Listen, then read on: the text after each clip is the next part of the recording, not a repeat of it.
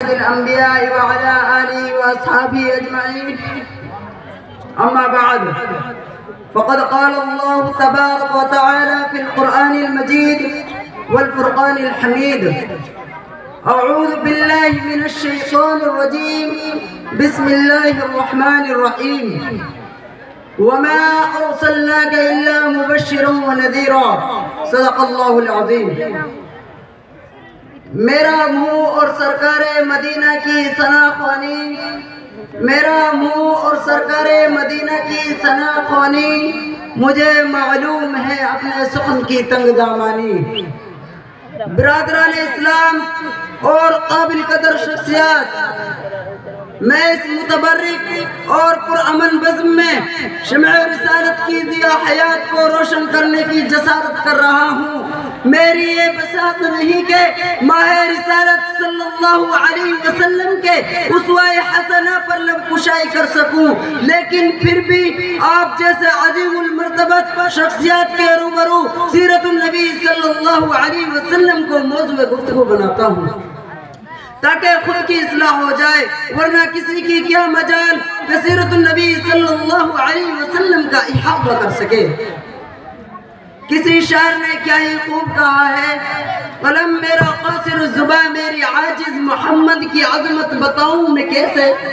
قلم میرا قاصر الزباں میری عاجز محمد کی عظمت بتاؤں میں کیسے.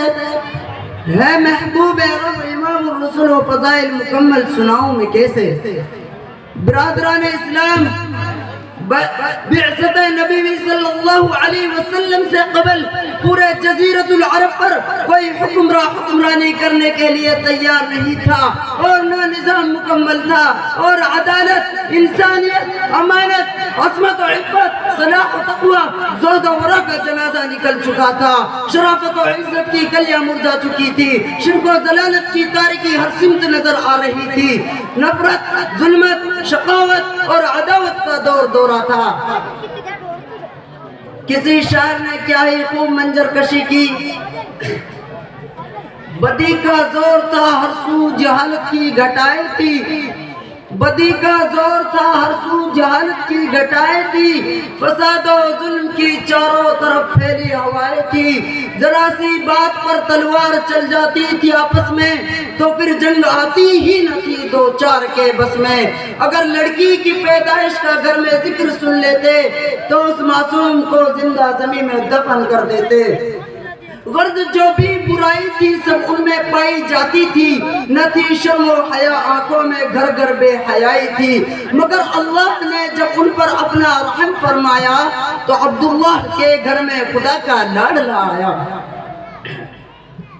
قدرت خداوندی نے اس پرفتن دور میں شہدائیان لات و عزا کو رشد و ہدایت کے راستے پر گامزن کرنے کے لیے اور وحشت و بربریت کو ختم کرنے کے لیے فاران کی چوٹیوں سے آفتاب رسالت صلی اللہ علیہ وسلم کو طلوع فرمایا. طلوع آفتاب کے وقت مکہ میں آفتاب رسالت صلی اللہ علیہ وسلم آمنہ کے لال، عبداللہ کے نقطہ جگر، عبد المطلب کے نور نظر دوشنبہ کو اپنے تمام انوار و برکات کے ساتھ تشریف لاتے ہیں. آپ ایسے وقت پیدا ہوئے جس سے لیل و نہار دونوں نے فیض حاصل کیا.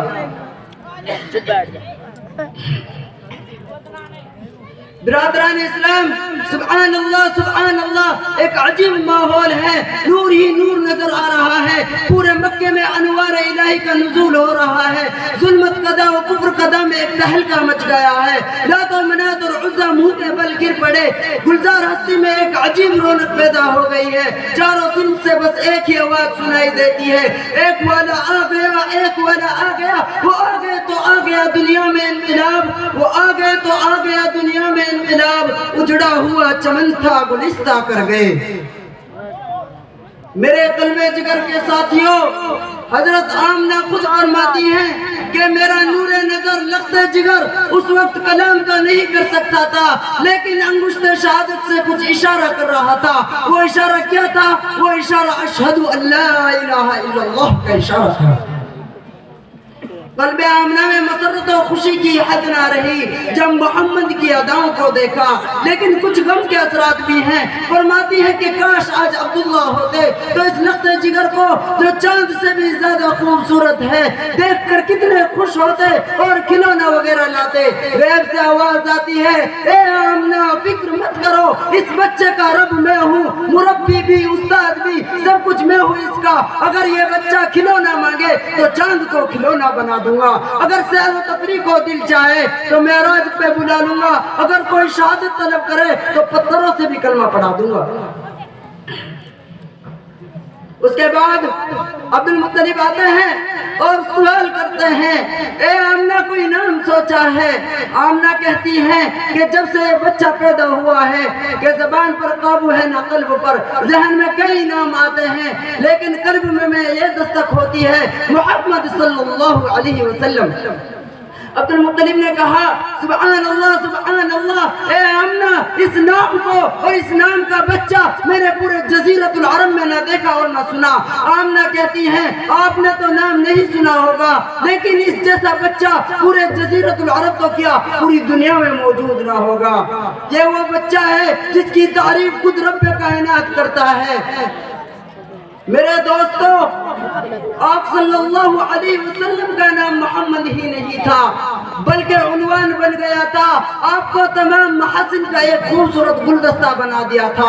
ہمارے نبی صلی اللہ علیہ وسلم کے اندر حضرت آدم کی صورت تھی، حضرت شیش کی معرفت تھی، حضرت ابراہیم کے اخلاق تھے، حضرت نوح کی شجاعت تھی، حضرت اسماعیل کی زبان تھی، اسحاق والی رضا، صالح والی فصاحت تھی، لوط والی حکمت، یعقوب والی بشارت تھی، موسیٰ والا جلال، ایوب والا صبر تھا، یونس والی اطاعت، یوشع والا جہاد تھا، الیاس والا وقار، یحییٰ والی عصمت تھی، داؤد والی خوشبیانی، دانیہ والی محبت تھی اور عیسیٰ والا زہد تھا۔ میرا نبی تمام انبیاء علیہ السلام کا ایک خوبصورت گلدستہ تھا۔ اس کے بعد تقدیر حلیمہ کی جاگی رحمت کے بادل چھاتے ہیں، تقدیر حلیمہ کی جاگی رحمت کے بادل چھاتے ہیں، گر جگمگ جگمگ ہوتا ہے تشریف محمد لاتے ہیں۔ ماشاءاللہ ماشاءاللہ، بہت خوب۔ حضرت حلیمہ حضور صلی اللہ علیہ وسلم کو لے کر اپنی دبلی پتلی سواری پر سوار ہوتی ہیں اور یہ سواری کو محمد بن عبداللہ کی برکت سے قوت عطا ہوتی ہے اور تمام سواروں سے، تمام قافلے والوں سے آگے نکل جاتی ہے۔ سبھی حیرت زدہ ہو کر کہتے ہیں کہ حلیمہ کی سواری تو اتنی کمزور تھی، اس کو اتنی طاقت و قوت کہاں سے مل گئی کہ اتنی تیز چل رہی ہے۔ میرے دوستو، جب حلیمہ گھر پہنچ کر دیکھتی ہیں تو کیا دیکھتی ہیں کہ گھر اپنے تمام انوار و برکات سے پر تھا۔ سبحان اللہ سبحان اللہ، حلیمہ تیری شان۔